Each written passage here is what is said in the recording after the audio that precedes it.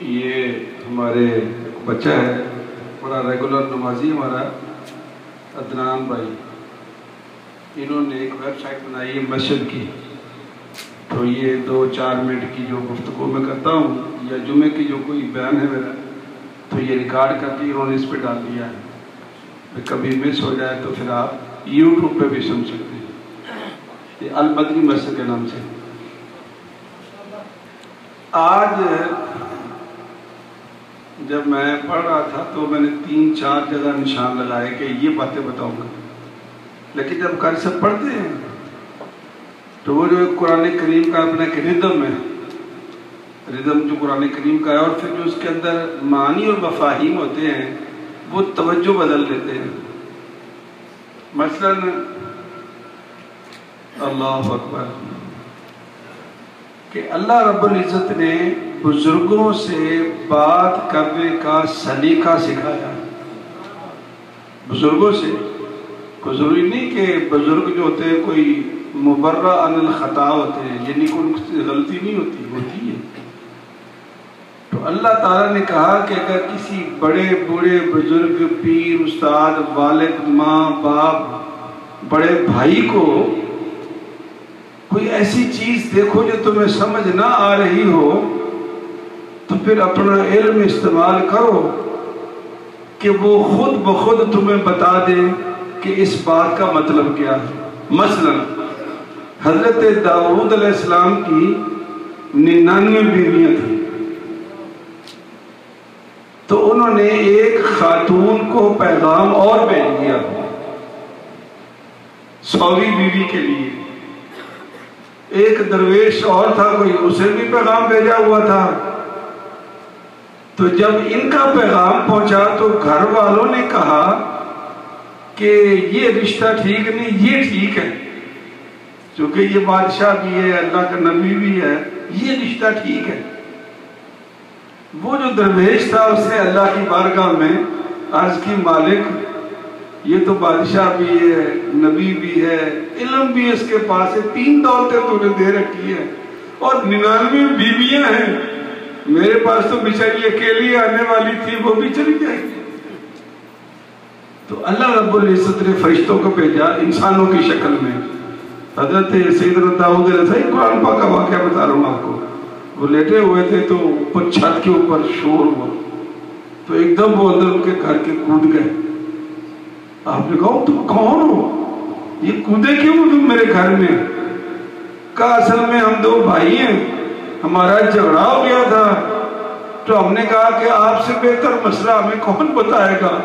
تو ان کا یہ عالی کو طریقہ ہے، تم میرا گھر پھلان کے آ گئے ہو؟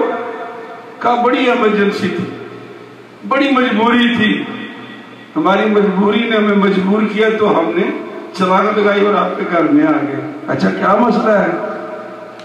وہ ایک کہنے لگا جناب یہ جو میرا بھائی ہے اس کے پاس 99 بھیڑے ہیں، 99 بھیڑے ہیں، اور جی میرے پاس وہ ایک ہی ہے۔ یہ بھائی کہتا ہے یار تو مجھے ایک بھی دے دے میری 100 ہو جائیں گی، یہ مجھے ایک دے دے میری 100 ہو جائیں گی۔ تو ایک دم حضرت داؤد علیہ السلام کو نا جھٹکا لگا، ان کا اچھا مجھے تمہاری بات سمجھ میں آ گئی، دوڑ جاؤ۔ ہاں جی، تو صبح آپ نے اس رشتے سے انکار کر دیا اور کہا کہ بھائی اس درویش کو مل جائے۔ دیکھو نا کہ اللہ تعالیٰ نے بزرگوں سے بات کرنے کا ادب سکھایا ہے، طریقہ سکھایا ہے کہ بزرگوں سے بات کیسے کرنی ہے۔ ایک تو یہ بات اللہ نے بتائی ہے، بڑی خوبصورت، ڈائریکٹ اعتراض نہیں کیا طریقے سے۔ دوسری بات میں بیان کرنا چاہتا تھا لیکن یہ ایک ہے فلسفہ توحید شیطان کا، فلسفہ توحید شیطان کا، اور ایک فلسفہ توحید ہے جو محمد مصطفیٰ نے بتایا ہے۔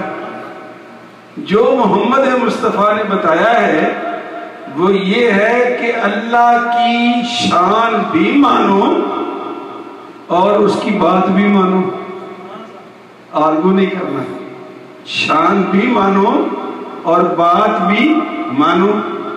شیطانی فلسفہ توحید یہ ہے کہ اللہ کی شان کو تو تسلیم کرو، لیکن جب وہ کوئی حکم دے اس کو اپنی عقل پر پرکھو، اس کو اپنی عقل پر پرکھو۔ اگر تو تمہاری عقل میں اللہ کا حکم فٹ آ جائے تو مان لو، اگر تمہاری عقل میں فٹ نہ ہے تو انکار کر دو۔ یہ قرآن نے آج بتایا ہے، چونکہ اللہ نے مثال دی ہے کہ جب شیطان سے اللہ نے کہا کہ تجھے میں نے خود بنایا، آدم کو میں نے خود بنایا، مجھے پتا ہے کہ تو کہاں سے بنا ہے، مجھے پتا ہے کہ یہ کہاں سے بنا ہے، میں نے کہا کہ سجدہ کر۔ بڑا سیدھا سادی بات تھی کہ میرا حکم مان، تو جواب اس نے کیا دیا، انا خیر منہ خلقتنی من نار وخلقتہ من طین۔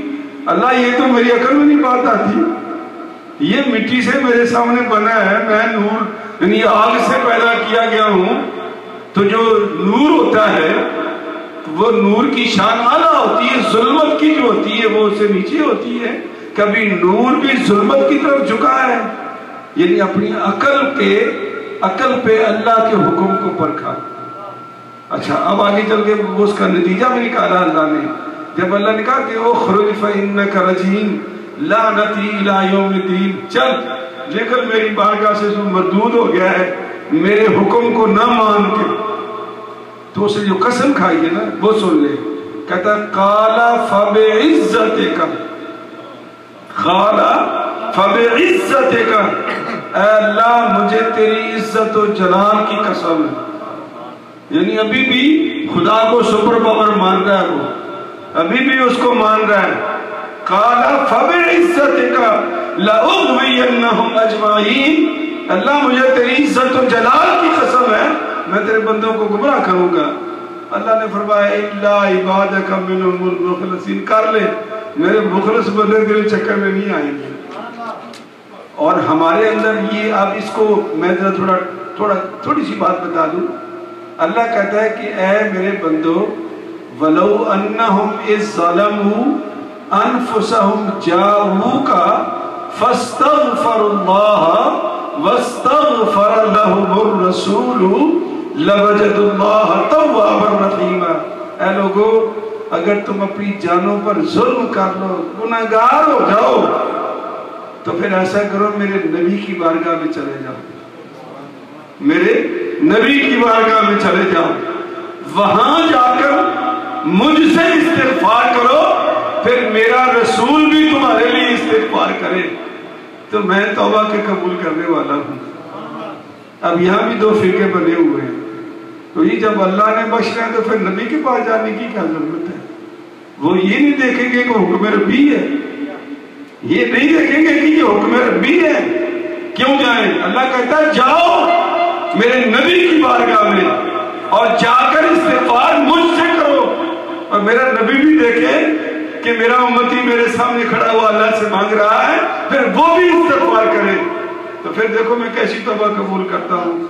فرقے بنے ہوئے ہیں، تو ایک ہے فلسفہ توحید شیطان کا، اور ایک فلسفہ توحید محمد مصطفیٰ کا۔ تو ہم نے کس کو ماننا ہے کہ اللہ کی شان بھی ماننی ہے اور اللہ کی بات بھی ماننی ہے۔ شیطان کہتا ہے اللہ کی شان مانو، اس کی بات کو عقل پہ پرکھو، اگر یہاں فٹ ہو تو ٹھیک ہے وگرنہ ٹھیک نہیں۔ بسم اللہ الرحمن الرحیم۔ یہ بیماروں کے لیے خاص طور پر دعا کیا کریں، آصف کی والدہ، اور یہ ناصر بھائی کا ایک عزیز ہے مدثر اس کا نام ہے بچے کا، جوان بچہ، ٹیمر نکالا ہے تو اس کو فالج ہو گیا ہے، جوان بچہ، اللہ کی شان ہے۔ ہاں جی، جوانی بڑھاپا اللہ کی نظر میں کچھ نہیں ہے، مرضی مالک ہے وہ۔ اور جتنے بھی بیمار ہیں اللہ پاک سب کو شفا دے۔